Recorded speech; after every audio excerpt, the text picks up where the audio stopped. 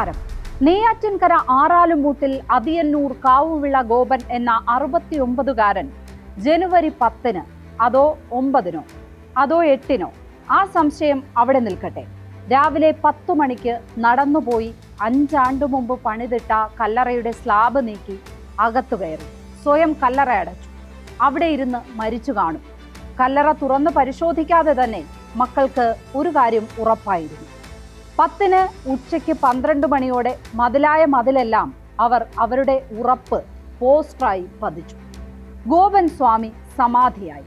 വീടിനോട് ചേർന്ന കൈലാസനാഥ മഹാദേവ ക്ഷേത്രത്തിനടുത്തെ കല്ലറയിൽ അടങ്ങിയ ശരീരത്തിൽ നിന്ന് ആത്മാവ് തിരുനെറ്റി വഴി ദൈവത്തിൽ ചെന്നു ചേർന്നെന്ന് മക്കൾ ചാനൽ ക്യാമറകൾക്ക് മുന്നിൽ വിശദീകരിച്ചു. അങ്ങനെ മക്കളുടെ കണക്കിൽ മണിയൻ എന്ന ഗോപനും ഈശ്വര തുല്യനായി. സ്പോട്ട്ലൈറ്റ് ആരംഭിക്കുന്നു. കല്ലറകളിൽ സമാധിയാകുന്നത് വിവേകമോ? എന്റെ അച്ഛൻ, അതായത് ഈ ക്ഷേത്രത്തിന്റെ ആചാര്യ ഗുരുവാണ്.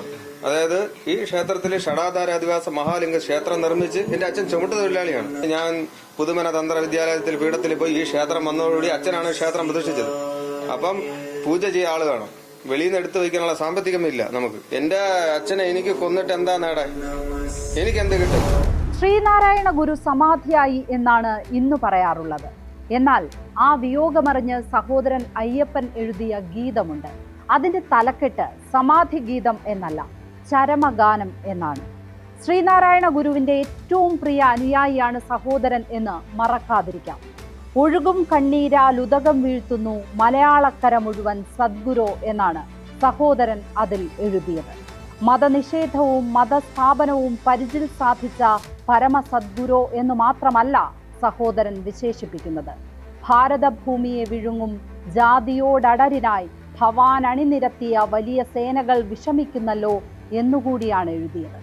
ലോകജ്ഞാനം നേടിയ മഹാഗുരുക്കന്മാർ പോലും സമാധിയാവുകയല്ല, ചരമമടയുകയാണ് എന്ന് പറയാനുള്ള വകതിരിവ് ഒരു നൂറ്റാണ്ടു മുമ്പ് ഈ കേരളത്തിനുണ്ടായിരുന്നു. ഇന്ന് നെയ്യാറ്റിൻകരയിലെ ഗോപൻ സ്വാമി സമാധിയായ കല്ലറ പൊളിക്കാൻ പോലീസ് നീക്കം എന്ന് വാർത്ത കൊടുക്കണം. മണിയൻ എന്ന ഗോപനെ മറവു ചെയ്ത സ്ഥലം പോലീസ് പരിശോധിക്കുമെന്ന് പറഞ്ഞാൽ മതജാതി സംഘടനകൾ പോരിന് വരും.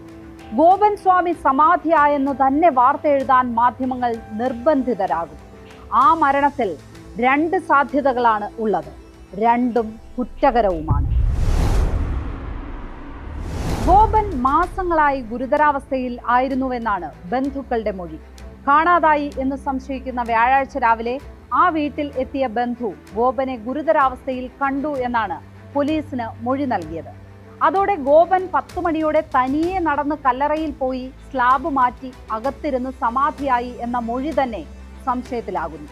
ഇനി അങ്ങനെ ചെയ്തെങ്കിൽ അത് ആത്മഹത്യയാണ്. സംഭവം നടക്കുമ്പോൾ ഭാര്യ സുലോചനയും മകൻ രാജസേനനും അരികിലുണ്ട്.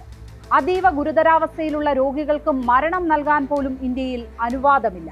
കല്ലറയിൽ കയറി സ്ലാബ് അടച്ചാൽ ശ്വാസം മുട്ടി മരിക്കും. രക്ഷിക്കാൻ ശ്രമിക്കാതെ കണ്ടുനിന്നത് കുറ്റകരം തന്നെയാണ്.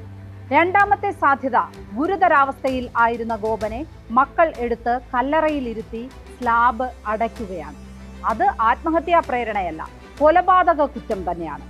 ഇത് രണ്ടും അല്ലാതെ മൂന്നാമത്തെ സാധ്യത, മരിച്ച ശേഷം ആരെയും അറിയിക്കാതെ കല്ലറയിൽ ഇരുത്തി സ്ലാബ് മൂടുക എന്നതാണ്. ഇങ്ങനെ ചെയ്തിട്ടുണ്ടെങ്കിൽ അത് സമാധിയായതല്ല, ബന്ധുക്കളെയും അയൽവാസികളെയും നാട്ടുകാരെയും അറിയിക്കാതെ മൃതദേഹം മറവു ചെയ്തതാണ്. അത് സംശയകരവുമാണ്. അങ്ങനെയുള്ള സംശയം പരിശോധനയിലൂടെ നീക്കുക എന്നത് നിയമ സംവിധാനത്തിന്റെ ഉത്തരവാദിത്തമാണ്. അത് ചോദ്യം ചെയ്യാൻ ഒരു മതജാതി സംഘടനകൾക്കും അവകാശമില്ല. ഇത്തരം സമാധികൾ അനുവദിച്ചാൽ നാട്ടിൽ നടക്കുന്ന കൊലപാതകങ്ങളിലെല്ലാം കുഴിയിലിരുത്തി പോസ്റ്ററും ഒട്ടിച്ചാൽ പിന്നെ അന്വേഷണം ഇല്ല എന്ന സ്ഥിതി വരും. ഗോപനെ കാണാതായെന്ന് ബന്ധുക്കൾ ആരും പരാതി നൽകിയില്ല, മക്കളും പരാതിപ്പെട്ടില്ല. എന്നാൽ ദുരൂഹ സാഹചര്യത്തിൽ ആളെ കാണാനില്ലെന്ന് അയൽവാസിയാണ് പോലീസിനെ അറിയിച്ചത്. ഈ പരാതിയിലാണ് പോലീസ് കേസെടുത്തത്. കേസെടുത്തിട്ടും ആ കല്ലറ തുറന്നു പരിശോധിക്കാൻ എത്ര ദിവസത്തെ അമാന്തമാണ്. ലോകത്ത് മറ്റെവിടെയെങ്കിലും നിയമ സംവിധാനങ്ങൾ ഇങ്ങനെ വിശ്വാസത്തിന് മുന്നിൽ ഇഴഞ്ഞു പോകേണ്ടി വരുമോ? പൂജാരിയാണെങ്കിലും പത്മപീഠമാണെങ്കിലും മരണമുണ്ടായാൽ കുറഞ്ഞത് പഞ്ചായത്തിലെങ്കിലും അറിയിക്കണം. അവിടെ നിന്ന് കത്ത് വാങ്ങി റേഷൻ കാർഡിലെ പേര് വെട്ടണം. സ്വത്തിന്റെ പിന്തുടർച്ച കിട്ടാൻ പോലും അത് നിർബന്ധമാണ്. ഇതിന് പകരം മകൻ രാജസേനൻ ആദ്യം പറഞ്ഞതെന്താണ്? അച്ഛൻ വീട്ടിൽ കിടന്ന് മരിച്ചു, അതോടെ എടുത്തുകൊണ്ടുപോയി സമാധിയിരുത്തി എന്നാണ്. പിന്നീട് ചോദ്യമുയർന്നപ്പോൾ പറഞ്ഞത് വ്യാഴാഴ്ച രാവിലെ 10 മണിക്ക് നടന്ന് കല്ലറയിലേക്ക് പോയി, കല്ലറയിൽ ഇരുന്നു. സമാധി പൂജകൾ ആരംഭിക്കാൻ രാജസേനന് നിർദ്ദേശം നൽകി. കുറച്ചു കാലമായി രാജസേനനാണ് ക്ഷേത്രത്തിലെ പൂജാരി.